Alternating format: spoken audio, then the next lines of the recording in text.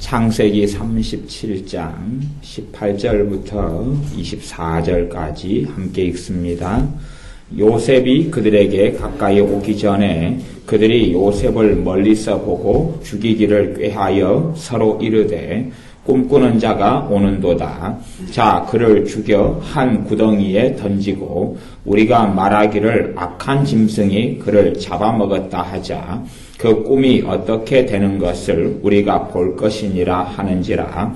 르우벤이 듣고 요셉을 그들의 손에서 구원하려 하여 가로되 우리가 그 생명은 상하지 말자. 르우벤이 또 그들에게 이르되 피를 흘리지 말라. 그를 광야 그 구덩이에 던지고 손을 그에게 대지 말라 하니 이는 그가 요셉을 그들의 손에서 구원하여 그 아비에게로 돌리려 함이었더라. 요셉이 형들에게 이르되 그 형들이 요셉의 옷 곧 그 옷을 그 입은 채색 옷을 벗기고 그를 잡아 구덩이에 던지니 그 구덩이는 빈 것이라. 그 속에 물이 없었더라. 아멘.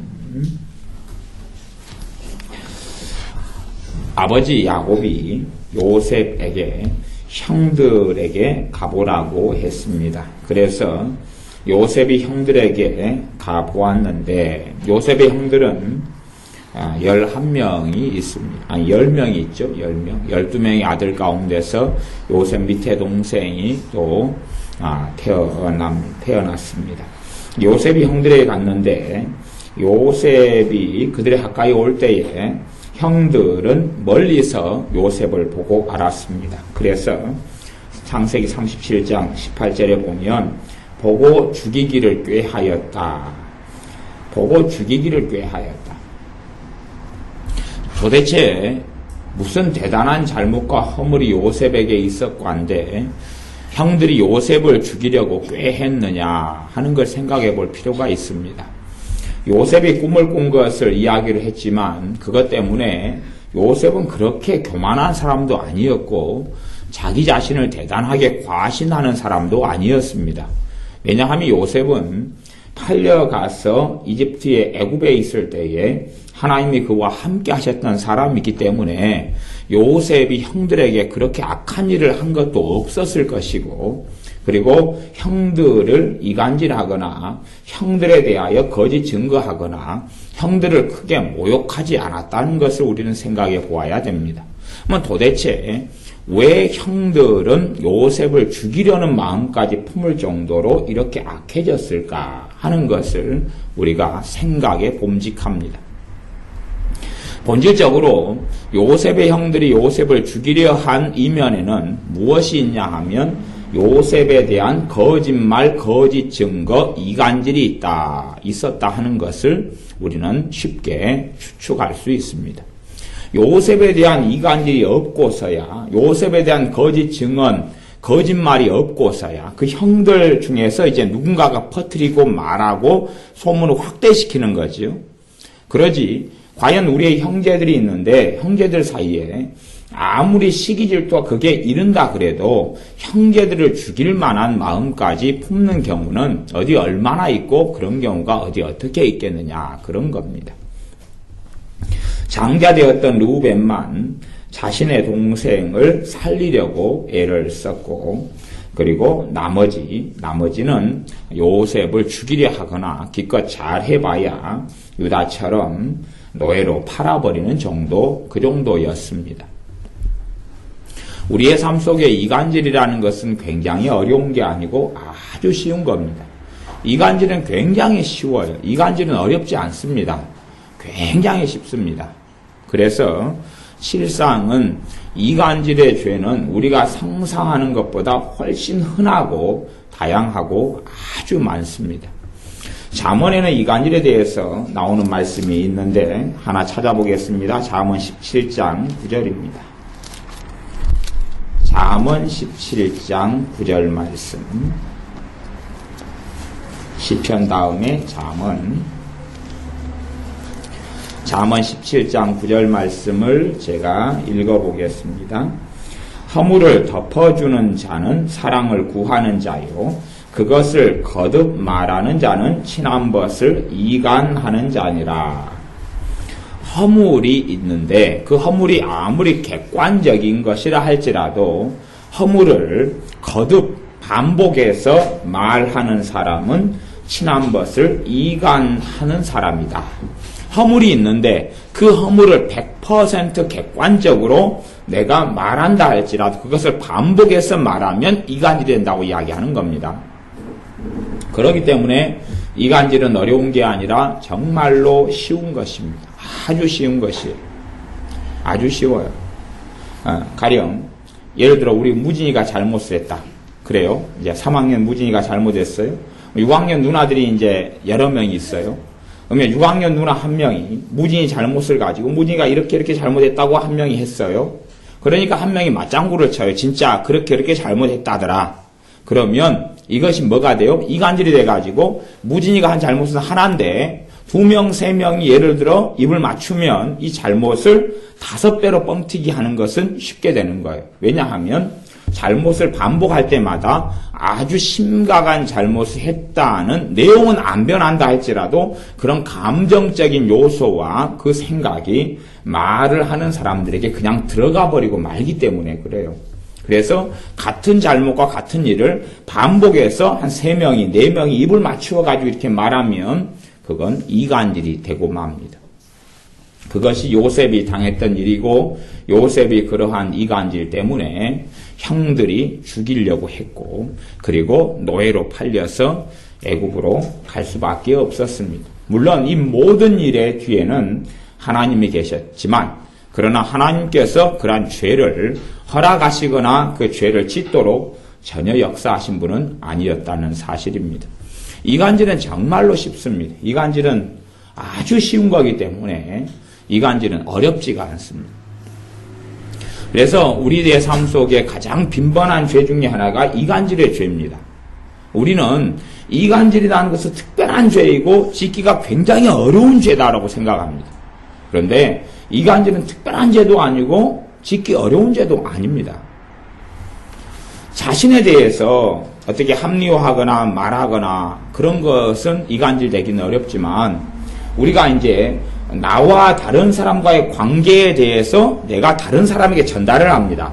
그럴 때 되면 나와 다른 사람과의 일이나 관계나 문제 가지고 내게 유리한 식으로 전달할 수밖에 없는 겁니다. 사람의 이 본성은 자기에게 유리한 식으로 사건과 일을 전달할 수밖에 없어요. 그게 사람의 본성이에요. 사람의 이 옛본성이 그렇습니다. 내게 유리한 방식대로 전달하거나 아니면 최소한은 내게 유리한 식으로 생각을 합니다. 내게 유리하고 내게 이익이 되는 아니면 다른 사람이 듣고 보기에 내가 괜찮은 사람이다. 이렇게 보이는 스타일로 그렇게 전달하고 말을 하게 된다. 그 말입니다. 그것이 사실은 이간질이 되는 것이에요. 이간질은 정말로 쉽고 빈번하고 자주 있는 죄이지 이간질이라는 것이 의도성을 가지고 내가 저 사람에 대해서 이렇게 거짓말을 만들어내가지고 저 사람에 대해서 비방을 해야 되겠다. 그런 이간질이 있는데 그런 이간질은 세상의 기준으로 말하는 이간질이에요.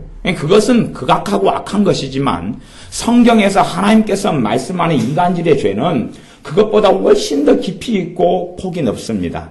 그렇기 때문에 하나님께서 말씀하시는 이간질의 죄에서 저나 여러분은 절대 자유로울 수가 없습니다. 저나 여러분이 그 이간질에 대해서는 절대 자유로울 수 없어요. 시어머니가 있다. 그러면 시어머니하고 나하고 무슨 문제가 생겼습니다.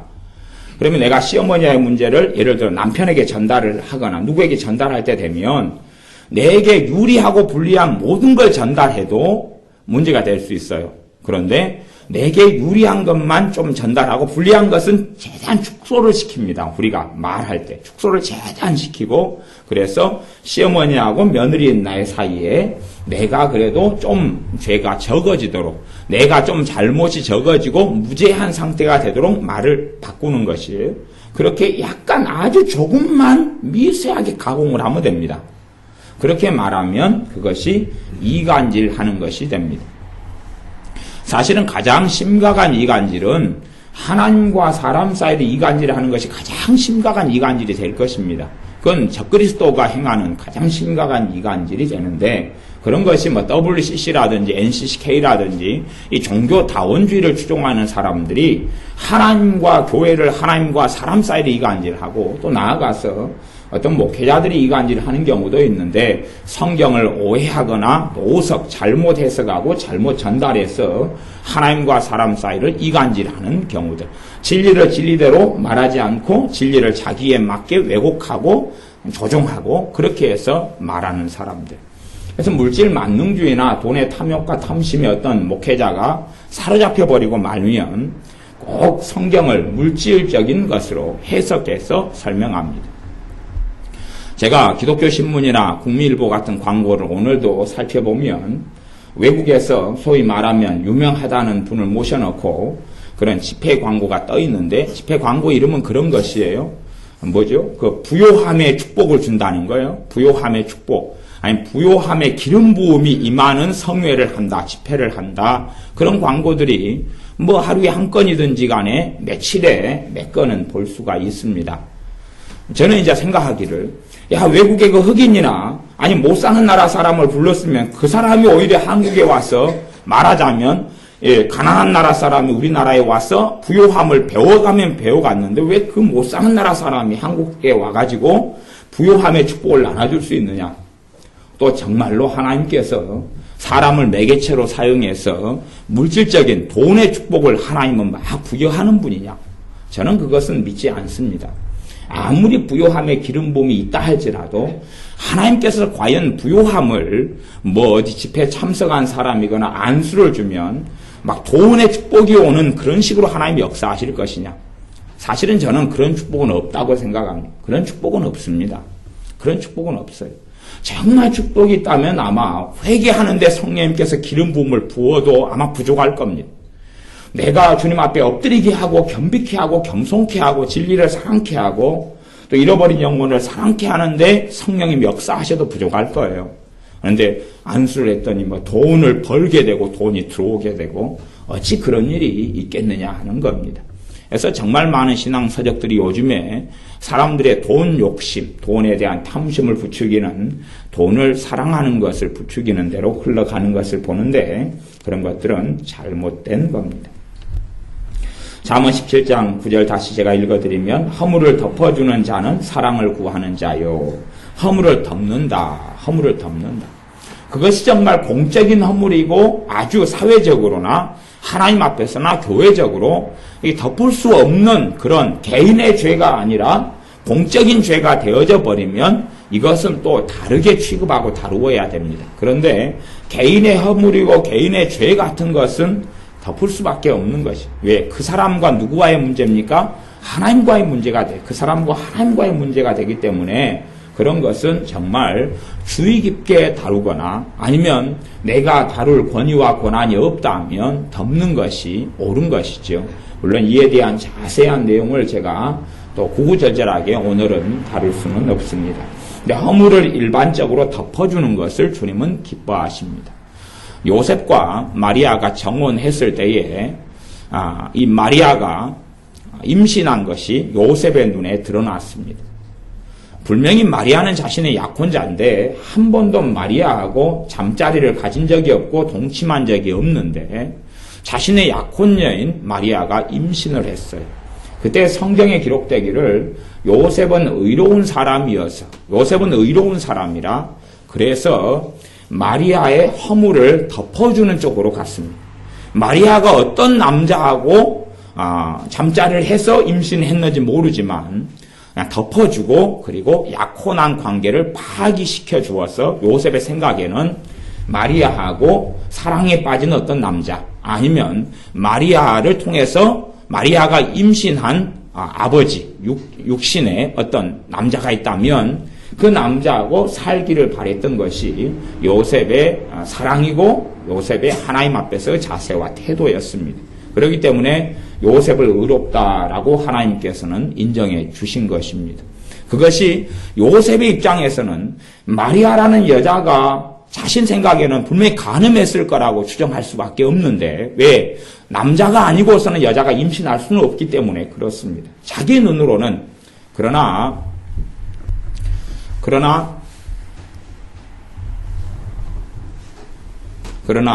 전혀 마리아는 인간적으로 잘못된 이런 방식으로 임신한 것도 아니었고 바르지도 않은 것이 아니었습니다. 올바르고 온전했지요. 올바르고 온전했어요. 그러나 이제 요셉은 하나님의 역사나 이런 것들을 자세히 알 수는 없었어요. 그러나 요셉이 가졌던 마음과 태도는 뭐냐 하면 마리아의 허물을 덮어주는 방법으로 갔던 거예요. 마리아의 허물을 덮어주었어요. 허물을 덮어주는 자는 사랑을 구하는 자요. 그것을 거듭 말하는 사람은 친한 것을 이간하는 사람이다. 그래서 이간질. 똑같이 온전하고 바른 것이라 할지라도 그것을 반복해서 말하는 것은 이간질이다. 그러는 것이에요.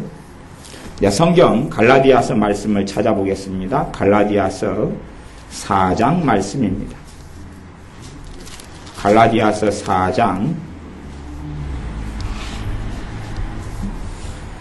갈라디아서 4장 17절 말씀. 갈라디아 4장 17절 말씀을 제가 읽어보겠습니다. 저희가 너희를 대하여 열심 내는 것이 좋은 뜻이 아니요 오직 너희를 이간 붙여 너희로 저희를 대하여 열심 내게 하려 함이라. 저희가 너희를 대하여 열심을 내는 것이 좋은 뜻이 아니다. 좋은 뜻이 아니다. 그리고 너희를 이간질을 붙여서 너희로 저희에 대하여 열심 내게 하려 함이라. 어떤 사람들이 갈라디아 교회들에 들어와서 예수님의 복음을 혼합시키고 그리고 더럽게 하고 말씀을 엉망으로 만들고 갈라디아 교회들이 예수님에 대해서 가졌던 참된 믿음을 어그러지게 만들었습니다. 그런데 이 사람들이 가진 것은 뭐냐 하면 이간질을 시키는 거예요. 누구에 대해서요? 일단은 사도들과 그 다음에 이 갈라디아 교회들이 이간질시키고 그 다음에 예수 그리스도 우리의 구원자 되신 예수 그리스도 예수님과 이 갈라디아 교인들을 이간질을 시켰어요. 종교다원주의자나 NCCK나 WCC 같이 그렇게 종교다원주의성을 가지고 와서 예수님과 신자들을 이간질시켜서 멸망으로 가는 길을 걷게 했던 것처럼 이 갈라디아 교회들에 들어왔던 사람들이 그러했다 그 말입니다. 그래서 오직 너희를 이간질을 붙여서 너희로 그들에 대하여 열심을 내게 한다. 이게 이간질 붙이는 사람은 예수님에게서 관심을 끊어가지고 나를 따르라 그렇게 만듭니다. 나를 따르라 그러는 것이에요.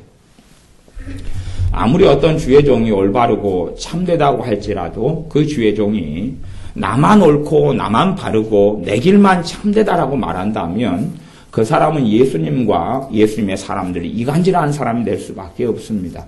정말 참된 주의종이라면 나를 따르라 할 것이 아니라 주님을 따르라 그럴 수밖에 없습니다.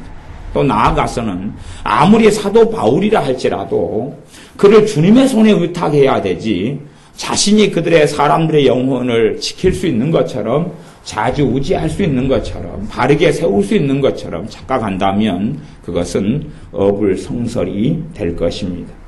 오직 너희를 이간 붙여 서로를 이간질에 붙여가지고 그래가지고 이 주님에 대해서 등을 돌리게 하고 자신들을 따르게 하는 거예요. 사실은 말은 그렇지요. 너희들이 참으로 하나님을 섬기도록 도와주겠다 말하면서 하나님을 섬길 바른 가르침이 내게 있다. 아니면 우리에게 있다. 그러는 것이죠.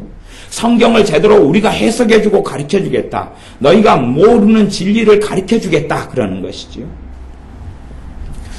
물론 성경 66권의 베일이나 비밀이 100% 다 드러난 적도 없고 아마도 주님 오실 때가 되어서야 다 드러날 것입니다. 특별히 미래에 되어질 일들은 그런 것이 많겠죠. 그러나 우리가 주님을 알아가는 부분, 또 우리가 주님을 닮아가는 부분, 주님을 사랑하는 부분, 또 내가 삶 속에서 전능하신 하나님을 영화롭게 하는 부분에 대한 비밀과 진리들은 역사를 통하여 다 밝혀졌다. 저는 그렇게 믿습니다.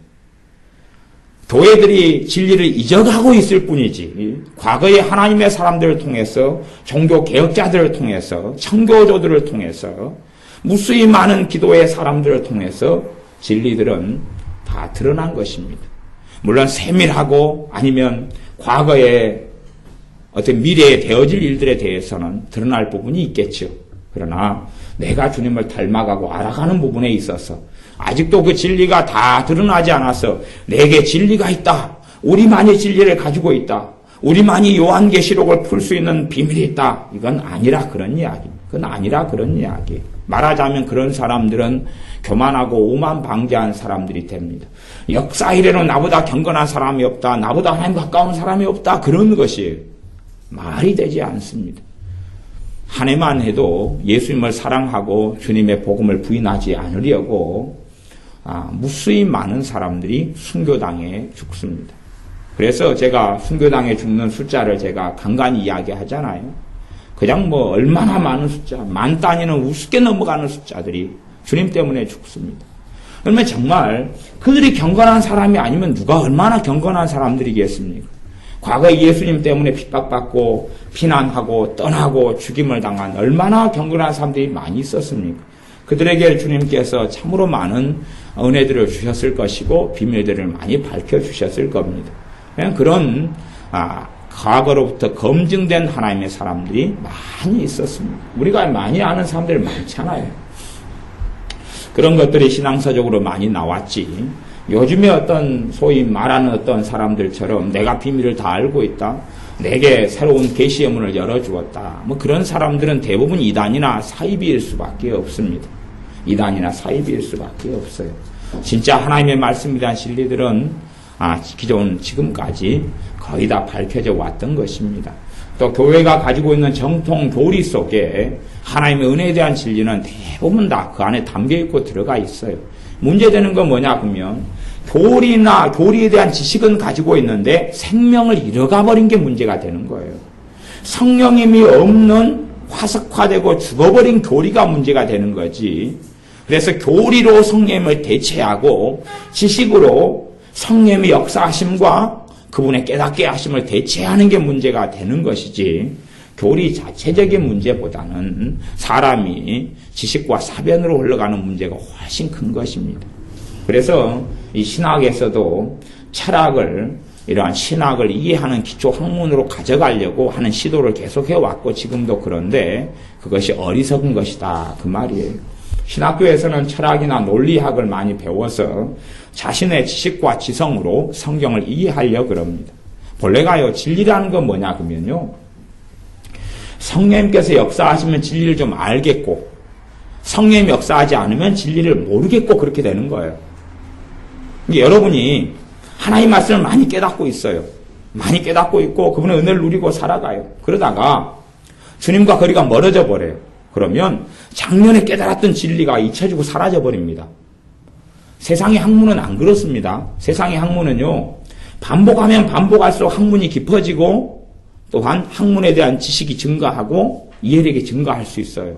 그러나 하나님에 대한 이해와 예수님을 알아가는 것과 하나님의 진리를 알아가는 것은요 내가 올해 정말 많이 알았다 그래도 주님과 관계가 멀어지면 사라져버려요. 왜냐하면 진리를 이해하게 하시는 이는 성령 하나님이시거든요. 그러니까 성령 하나님이 역사하지 않으시면 다 헛개비와 다 전부 다 지푸라기가 돼버리는 거예요. 그러니까 사람들이 많은 신학자들과 박사학위를 가진 사람들이 착각하는 게 뭐냐 그러면 자신의 지성과 이성과 철학과 논리력으로 성경을 이해할 수 있다는 함정이에요. 그리고 계속하여 자신의 지성을 이용해서 성경을 이해하려고 시도합니다.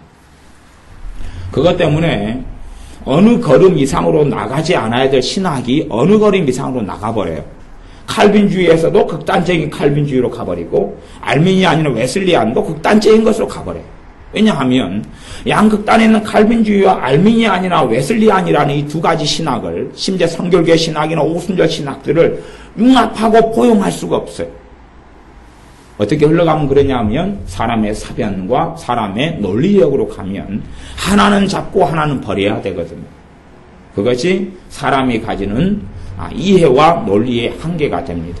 그러나 성령님의 역사로 흘러간다면 어떤 면에서 칼빈주의 신학이 옳은지, 또 어떤 면에서 웨슬리안 신학이 옳은지, 어떤 면에서 성결교회 신학이 옳은지, 또 어떻게 흘러가면 칼빈주의가 잘못 가는지, 어떻게 흘러가면 감리교, 웨슬리안이 잘못 가는지, 어떻게 흘러가면 오순절 교단들이 잘못 흘러가고 신학이 잘못 갈 수 있는지가 보이게 될 뿐만 아니라 어느 부분에서 어떤 각 교단이나 교파가 깨달았던 진리들이 얼마나 오류로 흘러갔거나 하나님께서 어떤 것을 일으키기 위하여 이러한 새로운 신학적인 사조나 아니면 그 흐름을 역사 속에 일으켰던지를 깨닫게 되어질 때들이 있습니다. 우리의 삶 속에 사실은 성령님께서 진리를 통하여 도우시는 일이 사라져버리고 없어져버리고 주님과 거리가 멀어져 버린다면 내가 오늘 주님을 알았던 그 은혜와 그 진리에서는 내가 꽤 많이 떨어져 버립니다. 꽤 많이 멀어져 버려요. 그래서 제가 글도 그런 거를 좀 써보려고 그러는데 시간이 귀찮아서 게으름 때문에 그러는데 어떤 분들이 그래요. 설교를 듣다가 왜 설교를 들을 때는 이해가 되는데 말씀이 끝나면 사라져버릴까요? 그래요. 그건 어떤 면에서는요. 설교를 들을 때는 말씀을 성령님께 도와주시다가 아니면 깨닫게 되는 게 있다가 말씀 설교가 끝난 다음에는 나하고 주님하고 평상시에 별로 관계없는 삶으로 들어가 버릴 때는 그런 일이 벌어져요. 그래서 설교는 기도가 없이는 사실은 듣는 게 아니에요. 기도를 하게 될 때, 말씀을 가지고 기도하게 될 때에 내게 맞는 건 성령님께서 먹게 하시고 또 내게 지금 현재 불필요한 것들은 걸르게 하시고 아무리 옳은 진리라도 제가 예를 들어서 여름이에요. 말씀은 겨울용 외투 말씀이 있을 거 아니에요. 예를 들어 여름이 그라는데 더워서 반팔을 입어야 되는데 겨울용 외투 말씀을 내가 거친다면 아주 더우고 땀띠가 나고 얼마나 힘들 거예요. 그것처럼 우리가 말씀을 붙잡고 기도할 때 되면 성령님께서 내가 지금 먹을 수 있는 건 먹게 하시고 또한 깨달을 건 깨닫게 하시고 지금 현재 내가 해당되지 않는 것은 버리게 하시고 내려놓게 하시고 그런 일들을 성령님께서 하셔요. 그리고 나아가서 말씀을 들으면서 우리가 말씀에 순종하지 않고 살아왔던 것을 주님 앞에 엎드려 회개하고 고백하면서 듣고 또한 말씀이 끝난 다음에 말씀을 붙잡고 회개하면서 기도할 때에 진리를 성령님께서 적용을 시켜주시는 거죠. 우리의 삶과 우리의 마음과 생각과 가치관과 감성과 감정과 인생 속에. 그러나 내가 설교를 들으면서 내가 적용을 시키려고 그래요. 내가 주인이 되어서 저 말씀대로 내가 살려고 애를 써요. 그것이 지식이면 설교가 끝나도 남아버립니다. 왜? 지식은 남거든. 내가 잡아놓으려고 애를 쓰는 한은 지식은 남아요. 그러나 지식이 아니라 성령님의 역사로 나타나는 것들은 내가 잡아놓으려고 애를 써도 남지가 않습니다. 이게 남지가 않아요. 그런 부분이 성령님의 조명 속에 나타나는 진리하고 지식적인 어떤 메시지의 차이가 그런 부분이 있어요. 그렇기 때문에 우리가 설교를 들을 때에 내가 간절한 마음으로 듣기를 원하지만 성령님께서 내게 필요한 말씀들을 먹도록 도와주셔야지만이 내가 먹고 알 수 있고 그리고 이 영적인 진리의 부분은 내가 다 설명하기 어려운 부분들이 존재할 수밖에 없습니다. 대신에 내가 주님과 거리가 멀어지고 관계가 멀어져 버리면 내가 아무리 설교를 한 100편을 들어가지고 예를 들어 아니면 설교가 제 설교 말고 정말로 잘 설교한 최고급의 역사적으로 그냥 조나단 에드워드 목사님의 설교라든지 존 웨슬리 목사님 설교라든지 루터의 설교라든지 막 이런 하나님의 사람들의 설교를 최고 좋은 것을 선별해가지고 내가 많이 읽고 내가 외웠다 할지라도 지식은 남을지 몰라도 생명은 다 사라져버립니다. 주님과 관계가 멀어지면 성령님이 역사하시지 않거든요. 그러면 지식은 남아도 주님은 사라져버리고 성령님의 역사와 진리를 깨닫게 되면 사라져버려요. 그러니까 사람들은 그렇게 수고하고 애쓰는 것 같아요. 성경 공부를 통하여 지식을 증가시키려고 그래요. 성경 읽기나 성경 암송을 통하여 지식을 증가시키려고 그래요. 하지만 지식은 증가될 수 있습니다만은 내 성경 공부와 성경 지식을 배우는 걸 통해서 주님과 관계가 깊어질 수는 없어요. 지식은 증가돼도 진리를 알아가는 깨달음이나 진리의 순종함은 배움을 통하여 지식을 얻음을 통하여 증가되지 않습니다. 물론 말씀을 듣는 것도 필요하고 읽는 것도 필요하고 암송하는 것도 필요합니다. 그러나 주체가 되시는 분이 성령 하나님께서 되셔야지만이 그 진리가 우리 안에 남아있는 것이 남아있어요. 근데 예전에 신앙생활을 해가다가 아주 슬럼프에 빠져서 힘들었을 때들이 있었어요. 그때가 되니까 예를 들어서 작년 재작년에 알고 깨달았던 말씀들이 다 먹통이 되어 사라져 버리는 거예요. 나는 분명히 이 진리에 대해서 나는 깨닫고 알았다고 생각했는데 그것들이 다 없어져 버리는 거예요. 아주 다 없어져 버려요. 분명히 난 알았는데 왜 이제는 모르겠지. 그때는 깨닫고 그 진리 때문에 기뻐했는데 왜 지금은 모르겠지. 그때 깨달았던 말씀들이 내 삶의 원천이 되고 생명이 되고 능력이 되고 은혜가 됐는데 왜 지금은 냉랭한 지식들만 좀 남아있고 생명은 사라져버렸지. 그렇게 한 3년 그렇게 느껴질 때가 있습니다. 왜냐하면 그 3년 동안의 기간들이 제가 주님과 멀어져 있는 시간들이었기 때문에 그렇습니다.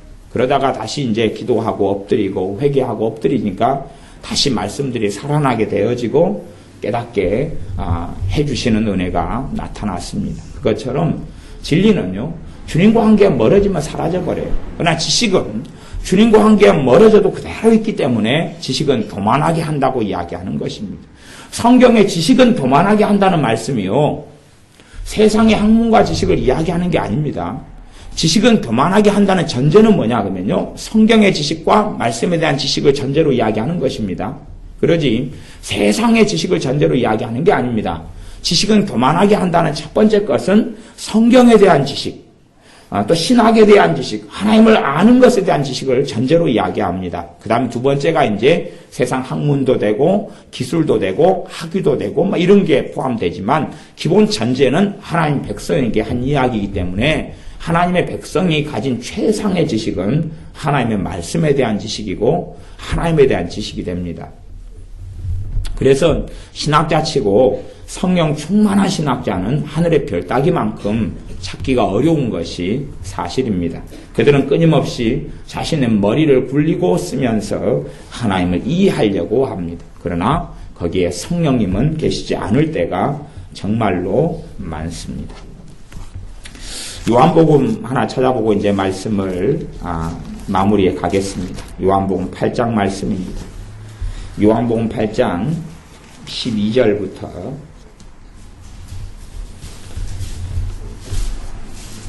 요한복음 8장 12절부터 말씀인데 14절부터 읽어보겠습니다. 요한복음 8장 14절부터 읽어보겠습니다. 요한복음 8장 14절부터 예수님께서 대답하여 가라사대 내가 나를 위하여 증거하여도 내 증거가 참되니 나는 내가 어디서 오며 어디로 가는 것을 아니오니와 너희는 내가 어디서 오며 어디로 가는 것을 알지 못하느니라. 너희는 육체를 따라 판단하나 나는 아무도 판단치 아니하노라. 만일 내가 판단하여도 내 판단이 참되니 이는 내가 혼자 있는 것이 아니요 나를 보내신 이가 나와 함께 계심이라. 우리가 판단의 중요한 지혜와 말씀이 여기에 나와 있습니다. 사실은요. 성경에는 판단하지 말라, 비판하지 말라, 헤아리지 말라는 말씀이 주님의 산상수훈부터 신약 구약에 많이 있습니다. 특별히 신약 성경 굉장히 많이 있어요. 그 다음에 고린도전서 같은 말씀에는 판단해라는 말씀이 이제 몇 번이 나옵니다. 그 두 가지가 나와요. 상치돼 가지고 나옵니다. 그런데 본질적인 말씀은 판단하지 말라는 말씀입니다. 그리고 주님께서도요, 8장 15절에 보면 너희는 육체를 따라 판단하나 나는 아무도 판단치 아니하노라. 너희는 육체를 따라 판단한다. 육체를 따라란 말은 내 생각, 내 가치관, 내 감정. 육체를 따라의 반대말은 성령님을 따라서 그 말이에요. 육체의 반대말, 육체를 따라서의 반대말은 성령님을 따라서, 주님을 따라서, 이게 반대말입니다. 육체를 따라서는 그냥 눈에 보이는 대로 판단한다. 이걸 넘어서는 훨씬 더 포괄적인 개념입니다. 그래서 성령님을 따라서 판단하지 않는 모든 것은 육체를 따라 판단하는 겁니다. 내 지식을 따라 판단하는 것도 육체를 따라 판단하는 것이고, 내 기호를 따라 판단하는 것도 육체를 따라 판단하는 것이고, 내 가진 지식이나 내가 상대방을 보는 가치관이나 내 가치관을 통해서 판단하는 것도, 그것이 아무리 옳고 바르게 보인다 할지라도 육체를 따라 판단하는 것이 됩니다. 실제로는 그런 의미에서는 판단죄는 거의 다 죄가 될 수밖에 없습니다. 판단죄는 거의 다 죄가 될 수밖에 없고, 이제 내가 판단한 것을 가지고 입을 벌리면 그것이 무슨 죄예요? 이간질이에요. 예. 내가 판단한 걸 가지고 입을 벌리면 이간질입니다. 그러면 좀 이제 이게 어려운 설명이고 어려운 이야기입니다. 도대체 고린도 전서에서는 판단해야 된다고 이야기하는 판단은 도대체 무슨 판단이냐? 그건 육체를 따라 판단하는 것의 반대 판단을 이야기합니다. 이게 무슨 판단이요? 성령님을 따라서 성령의 역사하심으로 판단하는 것이요. 우리 주님께서는 나는 아무도 판단치 아니하노라 그렇게 선포하셨어요. 나는 아무도 판단치 아니하노라 그랬어요. 주님은 이 땅에 계셨을 때에 아무도 판단치 않았어요. 그러면 사실은 주님이 판단한 적이 많으셨거든요. 왜냐하면 고라시나 벳세다에 화 있을진저 바리새인이나 서기관들아 그리고 막 했는 건 판단이잖아요. 도대체 그것은 주님이 판단한 것이 아니고 무엇이냐? 그럴 때에 그 이야기가 16절에 나와 있습니다. 만일 내가 판단하여도 내 판단이 참되니, 주님이 이제 판단하실 때가 있었는데 그것은 이 역설적이게도요, 주님이 한 판단인데 주님이 한 판단이 아닙니다. 그래서 나는 아무도 판단하지 않는다고 말씀하신 게 진리가 되는 거예요. 반면에 겉으로 볼 때는 주님이 판단한 게 맞는 것입니다.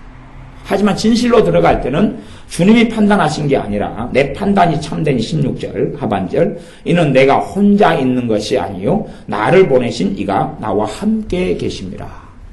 다시 이야기하면 아버지 하나님과 함께 하시고 아버지 하나님께서 보여주신 대로 판단하는 것이, 아버지 하나님께서 보여주시고 깨닫게 하시는 대로 말하는 것이, 그렇기 때문에 주님 자신이 판단하지 않는다 말씀하시는 것도 맞고, 내가 판단하는데 그것은 내 스스로의 판단이 아니라고 하시는 말씀도 맞고 그러는 것이, 이런 말씀들 때문에 사실은 사람의 사변과 사람의 지식과 사람의 논리로 가면 이해할 수 없는 딜레마가 되어봅니다.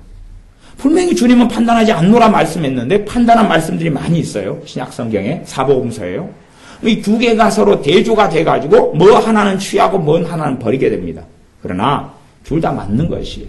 주님 판단하셨고 또 판단하지 않으셨어요. 한 번도 판단하신 적이 없어요. 첫째는 어떤 판단이냐면 육체를 따라 판단하신 적이 없어요. 육체를 따라 판단하신 적이 한 번도 없어요. 한 번도 없어요. 좀 어려운 이야기이기 때문에 제가 겪는 경험을 가지고 조금 이야기를 해드립니다. 가령 어떤 분이 저한테 왔을 때, 어떤 분이 제게 왔을 때, 제가 그분의 형태나 모양이나 스타일이나 얼굴 표정이나 아니면 신앙 연수에 대한 정보를 듣고 등등을 가지고 그 사람을 판단하는 경우는 거의 없습니다. 그리고 실제로 제가 했다 그러면 제가 죄를 짓는 것이 됩니다. 그런데 어떨 때는요, 성령님의 은사로요, 성령님께서 깨닫게 해주셔서 제가 판단할 때가 있습니다. 그럼 그것은요, 제가 판단했다 그렇게 맞지만 제가 판단한 게 아닌 거에 되는 거예요. 사실 그런 부분을 이제 대부분의 믿는 사람들이 잘 이해를 못할 때들이 많습니다.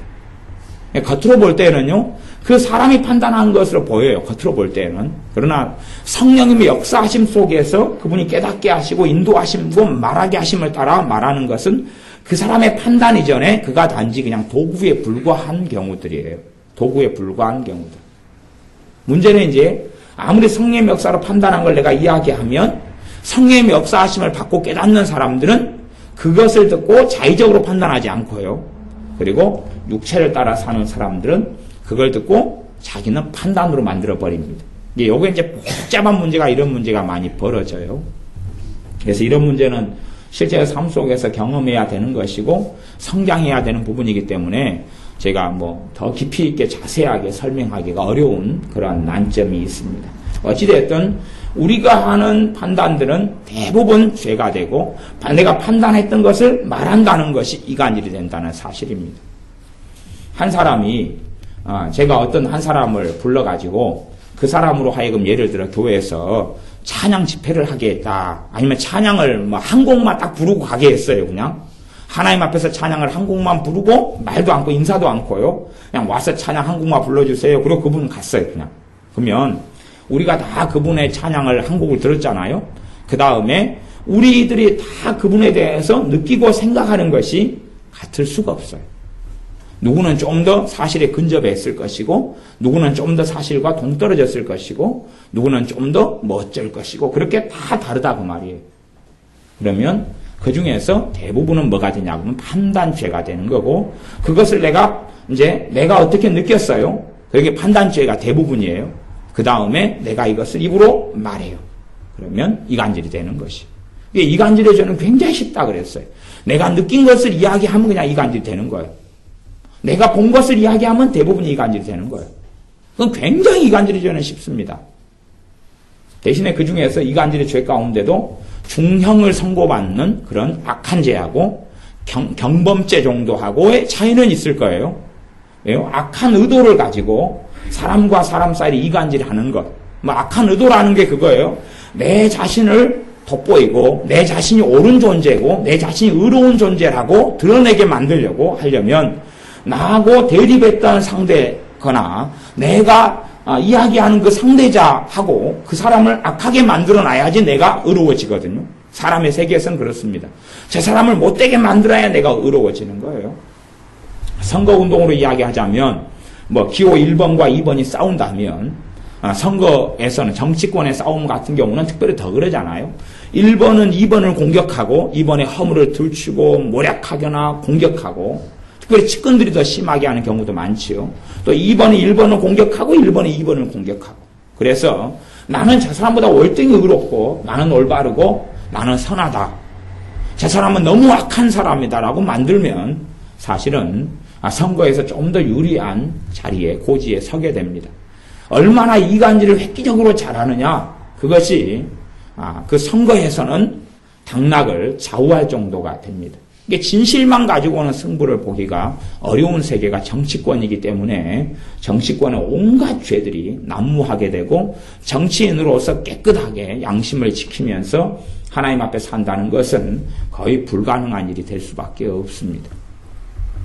어찌됐든 그런 정치인 가운데서도 기도의 사람, 주림의 사람, 말씀의 사람들은 교회에서 파송되어야 되고 있어야 한다는 당위성은 사실입니다. 우리가 다른 사람에 대해서 내가 보는 대로, 내가 듣는 대로 나는 공평하게 했다 그래도 우리에게는 진짜 공평은 없습니다. 우리에게 참된 공평이란 존재하지 않아요. 우리에게 참된 객관이라는 건 존재하지 않습니다. 우리는 다 아무리 객관적이라 말한다 할지라도 우리는 주관적입니다. 참된 객관은 우리 안에 임하신 주님 외에는, 우리 안에 임하신 주님의 영인 성령님 외에는 참된 객관과 참된 공평함을 가지고 계신 분은 없습니다. 우리에겐 참된 진실이라는 없습니다. 우리 안에 진실로 진리로 찾아오신 주님만이 진실이고 진리이지 우리 자신이 진실과 진리를 우리의 생각 속에, 가치관 속에, 우리의 경험 속에 가지고 있는 것은 결코 아닙니다. 그렇기 때문에 우리가 우리 자신의 것을 가지고 우리 자신의 지혜를 가지고 우리 자신의 도덕성을 가지고 무엇을 판단하고 이야기한다면 그것은 쉽게 그냥 이간질로 전락하고 맙니다. 그래서 우리가 말하는 많은 것들이 이간질에 속하기 쉽다 하는 것을 기억해야 됩니다. 물론 경범죄 정도의 이간질이 많겠지만 그러나 이것도 계속 반복하다 보면 아주 악한 이간질로 반복되는 것, 또 수준이 높아져 가는 거죠. 맨 처음에 100원을 이렇게 훔치던 사람이 100원만 아이들이 훔쳤다면 그 다음에도 계속 100원씩 훔치는 것은 재미가 없어요. 그 다음에 단위를 1000원으로 올려야 됩니다. 1000원만 훔치는 것도 재미가 없어요. 더 크게 몫을 잡아야 돼요. 간은 그렇게 커져가는 것처럼요. 이간질, 작은 판단, 작은 헤아림, 작은 비판이요. 점점점 수위를 높여가게 됩니다. 그것이 이간질의 문제고, 그래서 비판과 이간질은 한 몸뚱아리로 가는 겁니다. 비판과 이간질은 한 몸뚱아리로 가는 거예요. 심지어 허물이라 그래도 잠언 말씀에 덮어준다 그랬죠. 덮어주는 것처럼 우리가 덮어줘야 될 허물과 덮어주지 않아야 될 허물로 이제 구분됩니다만은 대부분의 인생사 속의 허물은 덮어줘야 될 허물에 들어갑니다. 대부분의 인간사 속에 있는 허물은 덮어줘야 될 허물에 들어가요. 그러지 우리가 재판관이 아니고 하나님께 권세를 위임받은 사람이 아니기 때문에 우리가 어떻게 지배할 수 없는 것이 대부분입니다. 그래서 주님께서는 내가 판단하여도 내 판단은 참되다. 하지만 주님이 판단하여도 말씀하실 때 주님은 혼자 판단 안 하셔요. 아버지 하나님이 반드시 함께 하시고 아버지 하나님의 역사와 인도를 따라서 주님은 판단하셔요. 사실은 그것이 신자가 판단하는 비결입니다. 물론 그것은 굉장히 어려운 일입니다. 굉장히 어려운 일이에요. 그렇지 않으면 자기가 하나님 자리에 쉽게 앉게 됩니다.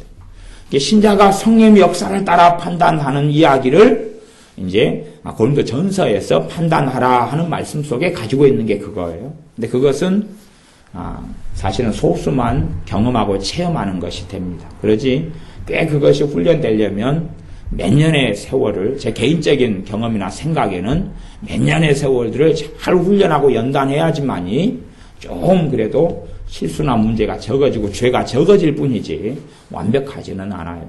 그렇기 때문에 우리가 다른 사람에 대해서 어떻게 말하는 것을 굉장히 주의할 수밖에 없습니다. 내가 어떻게 말하는 걸 굉장히 주의하고 조심하지 않으면 우리 이간질이 많아져가지고 사람 사이에 더러움이 많아지고 무엇보다 누구보다도 내 자신이 더러워지고 맙니다.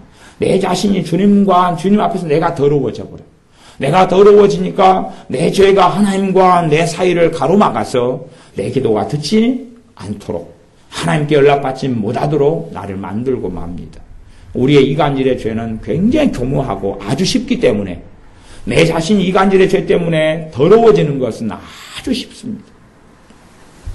사실은 이 거짓말이나 이간질을 많이 하고 판단을 많이 하게 되면 우리의 양심은 점점점 강팍하게 변합니다. 강팍하게 변해서 죄가 죄인 줄도 모르게 흘러가 버리고 맙니다. 이간질의 죄나 판단과 헤아림이 많아지면 우리의 마음은 굉장히 강팍하게 점점점 변해갑니다. 점점 변해가요. 그리고 그 상태에서 한참 시간이 지나야지만이 내가 지금 어딘가 잘못됐는데 그것도 주님을 사랑하는 사람에게 있어서요. 내가 어딘가 잘못됐는데 내가 뭔가 문제가 있는데 그때야 그걸 생각하게 됩니다.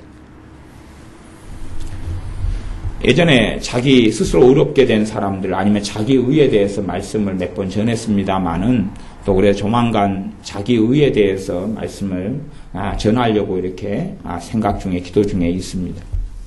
그런데 내가 스스로 의롭다고 생각하는 사람들은 이제 판단을 쉽게 합니다. 내가 스스로 의롭다 하는 사람 판단을 쉽게 해요.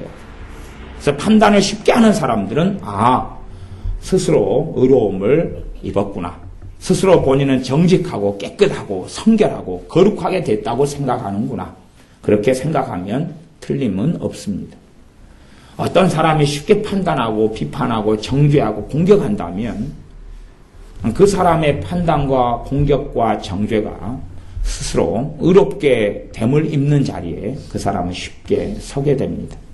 그래서 우리가 인터넷상의 글들을 볼 때도 판단하는 거나 비판하는 글이나 정죄하는 글들을 안 보는 게 최고 좋습니다. 안 보는 게 최고 좋아요. 왜냐하면 그들이 말하는 판단하고 비판하고 정죄하는 정보들이 출처도 분명하고요. 그리고 우리가 직접 본 게 아니잖아요. 사실은 또 우리가 직접 보았어도요. 대부분의 우리가 직접 보았다 그래도 그 판단이 틀려요. 그냥 이런 건 옳을지 모르지요.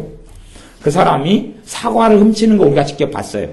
그러면 이제 우리가 증인이 될 수 있잖아요. 내 현장에서 사과를 이 사람이 훔쳤다. 그렇게 볼 수 있겠죠. 그런데 한 걸음 더 들어갔어요. 훔친 게 아니라 그 사람이 그 사과 장수 집 아들이면 어떻게 할 거예요? 갖고 아버지 그냥 아버지 안 볼 때 훔치는 게 아니고 그냥 얼른 시간이 없어가지고 아버지 사과 가게 가가지고 아버지 없을 때 하나 집어간 거예요. 그냥 얼른 먹으면서 얼른 시험장에 공부하러 가려거나 도서관에 가려고. 근데 내가 봤을 때는 제가 도둑놈이라요. 도둑이야! 물론 검찰하고 가서 잡았어요. 끌고 가니까 막 부인해요. 그래서 이거 우리 집이었다고 막 해서 부인해가 데려가니까 진짜 그 집 자식인 거예요. 그러니까 내가 겉으로 본 다음에 도둑놈 도망간다 그렇게 해봐야 그것이 얼마나 객관성이 있느냐. 그런 정도 그냥 사과 훔치는 것 정도는 그냥 아주 단순한 객관적인 사건입니다. 그런데도 오류가 생길 수 있는 거예요. 거기에도요. 그런 것처럼 우리가 하는 판단들이 얼마나 옳고 얼마나 깨끗하냐 하는 것이. 예전에 저는 옛날에 이제 요즘에는 좀 덜 그래지만 옛날에는 그랬어요. 나이 드신 분이 손을 잡고 이렇게 가면 다 옛날에 그러면은 막 15년 전, 20년 전 이럴 때예요. 나이 드신 분이 손잡고 가면 다 대부분 누구였어요? 불륜이었어요. 나이 드신 분이 손잡고 가면 대부분 불륜이었어요. 그걸로 생각이 꽉 차 있는 사람이 현대를 살아가요. 현대에서는 나이 드신 분이 손잡고 가면 불륜 아닙니다. 나이 드신 분이 손잡고 가는 것도 정상의 부부가 더 많아요. 사실은. 사실은 불륜인 사람들은 사람 보는 데 손을 안 잡고 가요. 정상적인 관계들만 손을 잡고 이렇게 걸어가요. 그러니까 나이 든 분들이 요즘에 손잡고 가는 것이 하나의 유행을 타고 있는 것이 굉장히 많습니다. 그래서 해양공원 같은 데 가면은 할머니가 할아버지 손을 잡아주고 부축해주고 같이 걸어가고 손잡고 가는 거 심심치 않게 보는데 정상의 부부들이 많아요. 그러면 제가 옛날에 20년 가졌던 가치관대로 나이 드신 분이 할머니 할아버지가 손잡고 가면 다 불륜이다. 장년들이 중장년들이 손잡고 가면 불륜이다 하는 관점에서 보면 저는 어마어마한 판단을 많이 하고 있는 게 되겠죠. 물론 20년 전에는 꽤 좀 옳은 것이 됐겠지만 하지만 지금은 그냥 다 거의 다 틀리게 되고 말 것이에요. 그것처럼 우리가 가진 가치관, 생각에 의해서 무엇을 판단한다는 것은 정말 두렵고 떨리는 일입니다.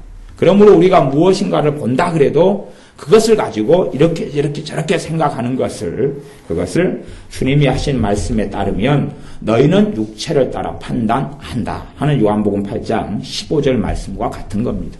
너희는 육체를 따라 판단한다. 우리가 육체를 따라 판단한다. 내 경험을 통해서 내가 가지고 있는 성경 지식을 통해서. 안타까운 일은 대부분의 교회 목회자들이 상담 대상이 잘 되지를 않습니다. 이렇게 누가 힘든 일이 있으면 목회자한테는 잘 안 가려고 그래요. 이제 가서 상담하는 분들은 뭘 모르는 분들이고, 많이 겪어본 분들은 가서 상담을 안 하려고 그래요. 왜 안 하려고 그러냐면, 목사님들한테 어떤 어려움과 문제가 생겨서 상담하러 가면, 그 목사님들은 육체를 따라 판단해버립니다. 상담에 대해 답변을 들려주려면 판단을 해야 답변을 들려준단 말이에요. 그건 어쩔 수 판단을 해야 답변을 들려주죠. 지금 내게 이러이러한 일이 있는데 이걸 어떻게 해야 됩니까? 보면 이렇게 한 건 잘못됐고 이렇게 해야지 문제가 풀려갑니다. 등등을 해야 된단 말이에요. 그런데 대부분의 목사님들이 육체를 따라 판단합니다. 그래서 답변을 들려주는데 그 답변을 들을 때는 분명히 성경적이에요. 왜? 말씀에 도둑질하라 이런 게 없으니까 성경적으로 이야기하자면 더 기도하십시오. 더 기도합시다. 하나님께 지혜를 구하십시오. 더 참으십시오. 또 허물을 덮어주십시오. 더 사랑하십시오. 하나님께서 곧 도와주실 거니까 좀 더 인내합시다. 하는 답을 들려줄 거 아니에요. 그러니까 굉장히 성경적이고 옳은데 실상 그 답들이 육체를 따라 판단하면서 나오는 그 목회자의 경험에 따라서 아니면 그가 가진 신학이나 성경 지식에 따라 나오는 것이 의외로 많다는 사실입니다. 그것이 상담을 한 다음에 시원하지가 않고 풀리지가 않는 것을 경험하는 거죠. 그 다음에는 이상하다. 그래가지고 이제 더 위험한 것은 주의 종 목회자는 그래도 정상적인 거에 의해서 대답했는데 이제 이상한 기도원으로 가거나 이상한 사람한테 가가지고 이상한 애언의 은사 있다 은사자한테 가가지고 답을 구해버려요. 그러면서 신령한 답같이 드는데 아주 그냥 잘못된 이단 사이비 같은 잘못된 곳으로 끌려가버리는 일들도 빈번하게 일어나는 것을 유감스럽게도 봅니다. 그래서 우리가 가지는 판단이 굉장히 주의해야 된다. 또 우리가 내가 판단하는 것을 말하는 것 자체가 대부분의 이간질이 되어진다 하는 것을 꼭 기억하셔서 우리가 이간질의 죄에 빠지지 않도록. 그래서 우리 자신이 더러워져서 주님 앞에 섰을 때에 너가 정말 하는 말, 생각하는 건 너의 판단이 의롭지 않다. 정말 판단할 때는 정말 판단이 필요할 때들이 있어요. 판단이 필요할 때들이 있어요. 이단을 보고 이단이라고 판단해야지. 그래야지 내가 이단에게 물들지 않고 살 거 아니에요. 악한 동물들은 선한 행실을 더럽히나니 악한 동물을 판단해야지만이 내가 주의하고 조심해서 나를 더러워지지 않게 할 거 아니에요. 판단을 해야 될 때들이 너무 많아요. 너무 많아요. 하지만 내가 이간질이나 잘못된 판단을 많이 해버리면 올바르고 참된 판단으로 성령 역사하지 않아요. 왜? 죄가 많으니까. 그래서 이제 비판과 정죄와 판단을 많이 하는 사람들에게 깨끗한 성령의 분별하심과 성령의 역사로 성령이 함께 하시고 깨닫게 하셔서 판단하는 바른 판단들이 없어져 버리는 거예요. 그래서 오직 육체를 따라 판단하는 것 하나밖에 안 남고 주님과 관계도 멀어져 버립니다. 나는 예배를 드리고 나는 의롭고 나는 바르게 살려고 발버둥 치는데도 우리에게는 온갖 더러움이 가득하게 되어져 버릴 수도 있습니다. 그래서 우리가 잘못된 판단, 헤아림, 정죄, 주님하고 다른 우리 주님께서는 주님의 판단이 의로우실 수밖에 없는데 주님께서 본인 스스로도 육체를 따라 판단하지 않는다고 말씀하셨고 그러한 삶을 주님께서 사셨습니다. 기도하겠습니다. 아버지 하나님, 우리가 육체를 따라 판단하는 어리석은 죄들 속에 살지 않게 하여 주시옵소서. 또한 우리가 잘못된 말과 판단을 퍼뜨리고 잘못된 판단들을 조장하며 일으키는 사람들이 아니라 주님 앞에 다른 사람의 허물을 볼 때 덮어주며 위하여 기도하는 사람이 되게 하여 주시고 잘못된 정보들, 근거 없는 정보들에 부하 내동하고 이에 따라 살지 않고 성령님의 역사하심과 이끌심과 인도하심에 따라 살며 참된 판단과 참된 분별이 필요할 때에 우리의 더러운 판단들이 회개되고 깨끗게 된 자리에 참된 분별이 참된 판단이 있을 수 있사오매 우리가 성령님의 도우심을 따라 인생사 속에 참된 분별을 통하여 주님을 기쁘시게 하는 우리들이 되게 하여 주시옵소서. 예수님의 이름으로 기도하옵나이다. 아멘.